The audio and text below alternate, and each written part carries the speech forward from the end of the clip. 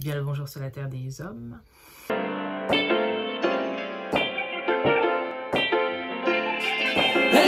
Bienvenue dans ce nouvel ère, bienvenue dans mon univers. On te ramène une perspective, l'invisible devient perceptible. Ya ya, d'ici ben les Pimbéa. Mais qu'est-ce qu'elle raconte celle-là? Kira, frère, tu fais quoi?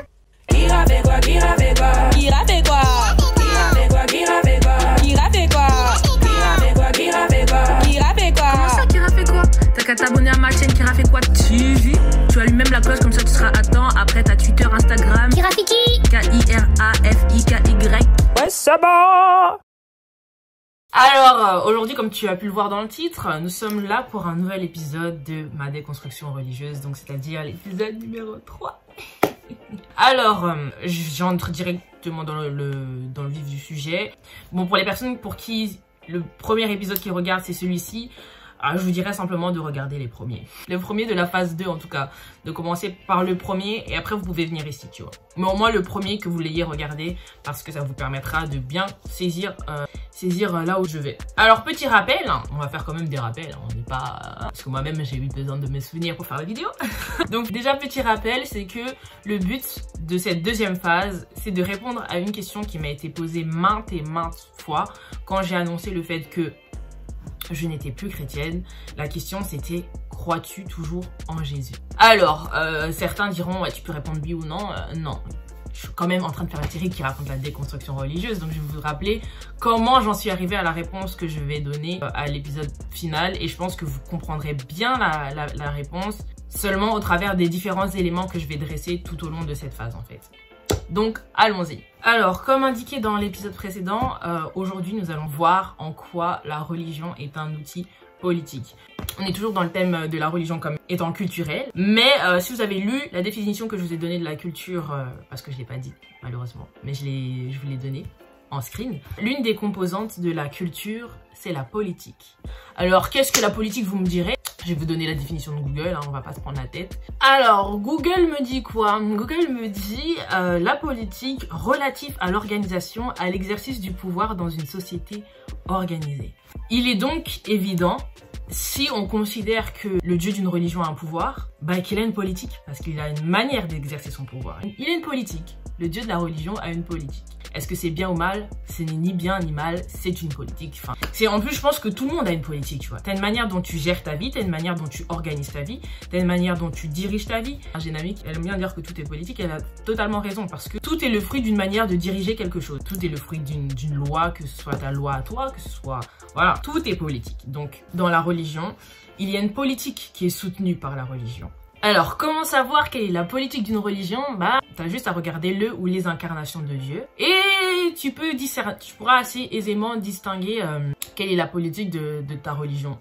Alors, bon là on entre dans un sujet, dans un terrain assez particulier, mais vous inquiétez pas, ça va aller. Alors, qu'est-ce que ça a à voir avec ma déconstruction religieuse? En m'affiliant en fait au christianisme, sans le savoir déjà, d'une, comme je vous ai dit dans l'épisode premier, ça ne m'a jamais été présenté comme une religion, tu vois. Comme ça ne m'a jamais été présenté comme étant une religion, tout ce qu'il y a autour de la religion, ben personnellement, j'y ai pas vraiment fait attention parce que pour moi, ce n'était pas une religion, tu vois.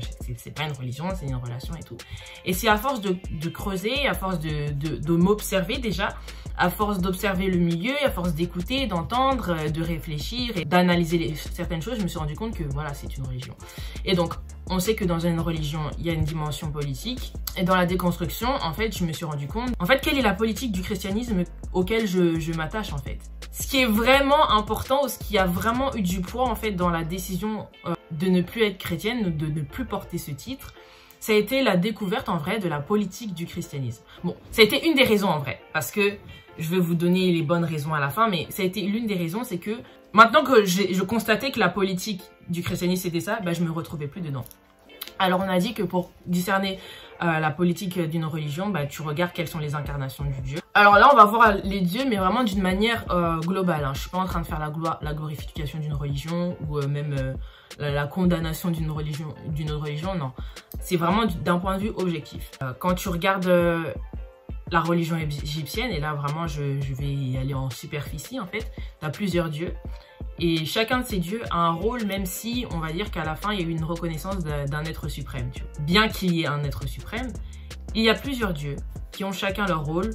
Donc, la politique de ce dieu, c'est plus une politique de complémentarité. On va dire chacun a son rôle, enfin, une organisation collective, tu vois, où chacun a sa place. Voilà, je vulgarise parce qu'il faut simplifier les choses, on ne va pas commencer à rentrer dans les... Dans le christianisme, il y a une seule incarnation de Dieu qui est suprême et celle qui a été attribuée à Jésus, d'accord? Et le rôle principal de ce Dieu, c'est celui du Dieu sauveur. Quelle est la politique de ce Dieu? C'est vous faites de moi votre maître et je vous sauve. Et la politique de ce Dieu, c'est que il n'y a aucun autre Dieu que moi. Il n'y a que moi en fait. Et je suis là pour sauver tout le monde. Donc quiconque me refuse en tant que Dieu, me refuse en tant que maître, eh ben j'envoie en enfer. C'est une politique. Si on sort du contexte religieux, cette politique, c'est la politique d'un système qui existe sur la Terre. Je suis sûr que vous voyez très bien de qui je parle. Cette politique de « je suis votre sauveur ». Cette politique de « je suis une bonne personne, je veux ton bien, mais si tu veux que je te fasse du bien, sers-moi, mets-toi à mon service. Et si tu refuses, tu subiras les conséquences ». C'est une politique, c'est le fondement d'un système. C'est une politique qui existe, sur laquelle se fonde le christianisme, et c'est celle qui va pousser à ce qu'on va appeler des croisades ou du prosélytisme. Donc, sous couvert de « je veux vous sauver, je vais asservir les autres ». Et ce qui sera intéressant, c'est que les autres n'ont pas forcément demandé à être sauvés. Donc la première chose sera de convaincre les autres qu'ils ont besoin d'être sauvés, puis après s'introduire et se présenter comme étant leur sauveur. C'est une mentalité impériale, c'est une mentalité suprémaciste, sous couvert de bienveillance, parce que, je fais ça parce que je veux vous sauver. Tu vois ce que je veux dire? Donc, c'est ça qui donne naissance à un impérialisme religieux qui va pousser les gens à parcourir la terre pour convertir, mais pas dans le sens, ouais, genre faire de toi une bonne personne, quoi, mais te soumettre au Dieu du christianisme. C'est ça le but. C'est que tu reçoives le Dieu du christianisme comme ton maître. C'est la dimension politique de la religion. Et c'est pour ça que, quand il y a eu la colonisation, la religion a eu son rôle dans le fait de transmettre une certaine mentalité, de transmettre un certain système de pensée. C'est comme je vous l'ai dit, hein, le but c'était pas que les gens prennent connaissance de la vérité, mais que les gens soient soumis à une forme qui avait été donnée à la vérité. Celle du christianisme. Celle du Dieu chrétien en fait. Ainsi, au travers du christianisme, les colons n'ont pas simplement introduit une nouvelle forme, une nouvelle incarnation divine, ils ont également introduit de nouvelles politiques. On peut donner l'exemple du patriarcat, car qu'est-ce que Dieu le Père dans des sociétés matriarcales? La religion est politique, la religion est culturelle. Donc voilà, et c'est pour ça qu'aujourd'hui, personnellement, je suis quelqu'un qui s'oppose totalement, et ça je le dis sans ambiguïté, je m'oppose totalement aux croisades, peu importe la forme qu'elles prennent. Je m'oppose totalement à ce genre de choses. Je suis contre le fait de soumettre les gens à son Dieu. Souvenez-vous, la spiritualité est universelle. Donc si tu as besoin de pousser une forme, là on est sorti du cadre de l'éveil spirituel, d'une démarche spirituelle. Là on est dans une autre démarche, que ce soit politique ou religieuse. C'est plus une démarche spirituelle, tu vois. Le prosélytisme n'existe pas dans la spiritualité. On ne présente pas les dieux. On n'a pas besoin de présenter les dieux parce que dans une démarche spirituelle, tu sais que le divin se révèle de lui-même, tu vois. Si j'ai besoin de présenter un Dieu, si j'ai besoin de te donner quelque chose, de te présenter Dieu, de te donner un Dieu, je sais que je ne suis plus dans une démarche spirituelle. Parce que la spiritualité, dans une démarche spirituelle, le divin se révèle de lui-même. Il est à l'intérieur de toi et il se révèle à l'intérieur de toi. Il n'a pas besoin de moi pour que tu le connaisses, il n'a pas besoin de ceci, il n'a pas besoin d'un tel, il n'a pas besoin de personne d'autre, si ce n'est ta disposition à vouloir le connaître, tu vois. Et c'est pas moi qui vais te dire qui est Dieu.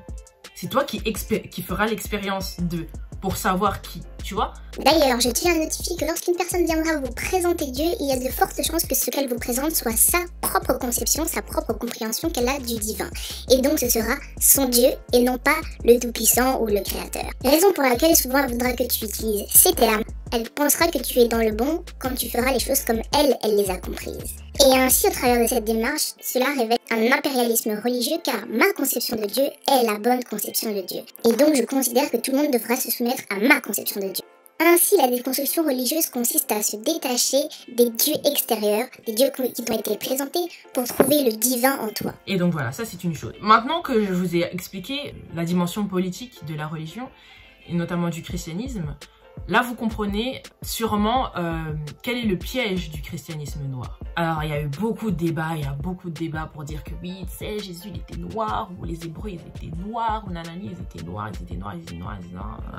J'ai envie de dire, sûrement, les vrais peuples, les vraies personnes qui ont servi de canevas pour les personnages du christianisme étaient des noirs. Mais la question qui se pose, c'est pas est-ce qu'ils étaient noirs ou non en fait. Parce que le fait de vouloir faire un christianisme noir, c'est un peu comme ce qu'on a vécu avec le mouvement Black Lives Matter, quand toutes les sociétés, toutes les organisations, toutes les entreprises ont commencé à devenir noires. Donc on voyait que des mannequins noirs, présentation noire, ouais, mais est-ce que vous avez changé votre politique en fait? Est-ce que le système derrière est le même? Tu vois ce que je veux dire? Parce que si c'est toujours un système qui nourrit le capitalisme, le suprémacisme et l'impérialisme de la société occidentale, que tes mannequins soient noirs ou blancs, en fait, ça n'importe peu parce que la finalité sera la même, tu vois. C'est la raison pour laquelle, moi, je dis que ces histoires de « ouais, Jésus était noir ou blanc », ça, c'est souvent un discours que personnellement, moi aussi, j'ai eu un moment où, genre, t'es chrétienne, t'es noire, on te dit que, ouais, le christianisme, bah, tu dis, bah, écoutez, les gars, Jésus, il était noir. Les Hébreux étaient noirs. Ok, mais est-ce que la politique que tu es en train de répandre au nom de Jésus, c'est la politique, c'est une bonne politique, tu vois? Est-ce que le système qui se cache derrière ton Jésus noir ou tes Hébreux noirs, c'est constructif en fait? La religion met l'emphase sur les formes, la spiritualité met l'emphase sur l'essence des choses, tu vois? Si t'as pas compris l'essence du message et que ta forme elle est blanche ou noire, eh bien tu vas continuer de répandre quelque chose qui n'est pas forcément ce que tu dois répandre. Que la forme soit blanche ou noire, tu vois?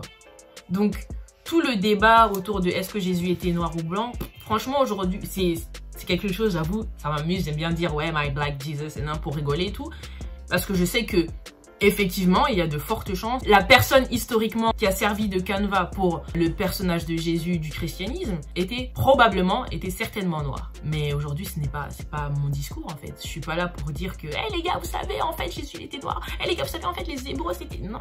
Ça, c'est un débat de forme.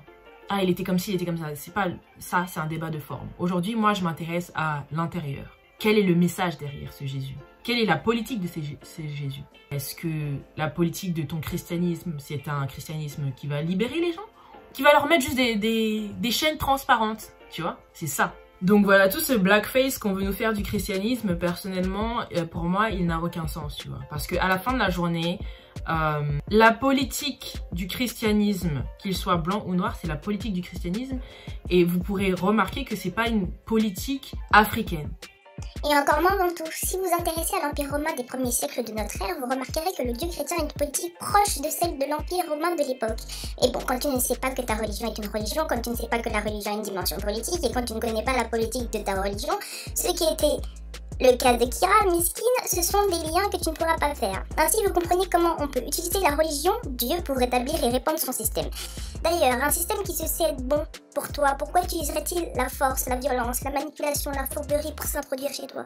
Bref, il y aurait beaucoup à dire. En tout cas, Kira, je te laisse continuer. Si mes recherches sont justes, l'incarnation de Dieu sur Terre n'était pas unique. Dans beaucoup de philosophies bantoues, les incarnations de Dieu n'étaient pas uniques en fait. C'était pas un moment, Dieu il s'est dit bon je vais venir sur la terre, c'est que au travers de chaque création, au travers de chacune des choses vivantes, d'éléments vivants qu'il y a sur la terre, le divin s'est incarné. C'est-à-dire chaque forme de vie est une forme du divin.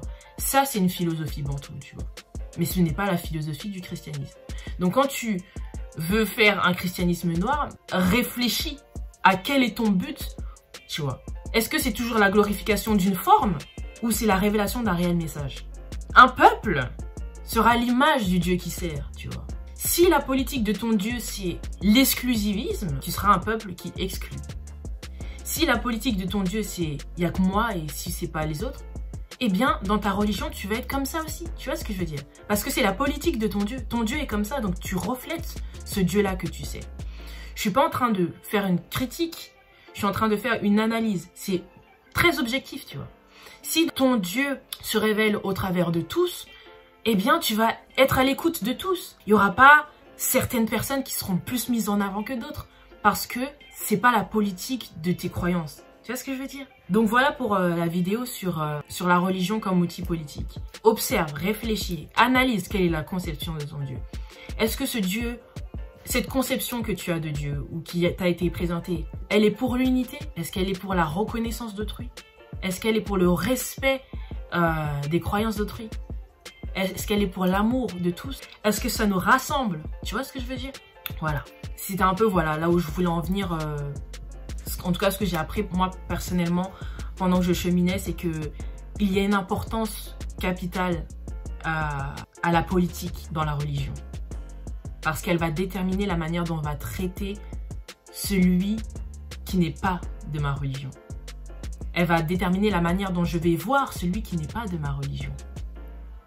Elle va déterminer la manière dont je vais réagir face à celui qui n'est pas de ma religion. C'est un truc de ouf, hein, en vrai. En vrai de vrai. Comment est-ce que tu traites les gens qui n'ont pas les mêmes croyances que toi? Comment tu les vois? Est-ce que tu les anathématises? Anathème. C'est ça que dit le credo, en fait. C'est ça le credo chrétien. Vous ne vous soumettez pas à notre forme. Vous êtes anathème. Vous irez en enfer.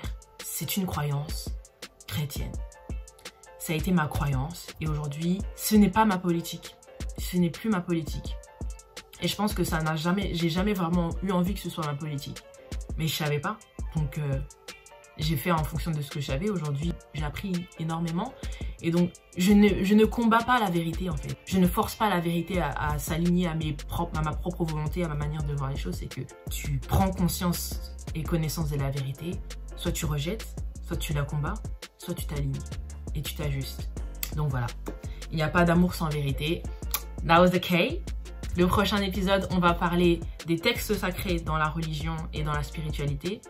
Et on va aborder un peu le sujet de la Bible en Afrique et pour tous les débats et tout. Je vais essayer un peu de vous donner un peu comment moi aujourd'hui je vois les choses. Et donc voilà. Nous ne nous perdrons pas. J'ai dit nous ne nous perdrons pas. Merci bien.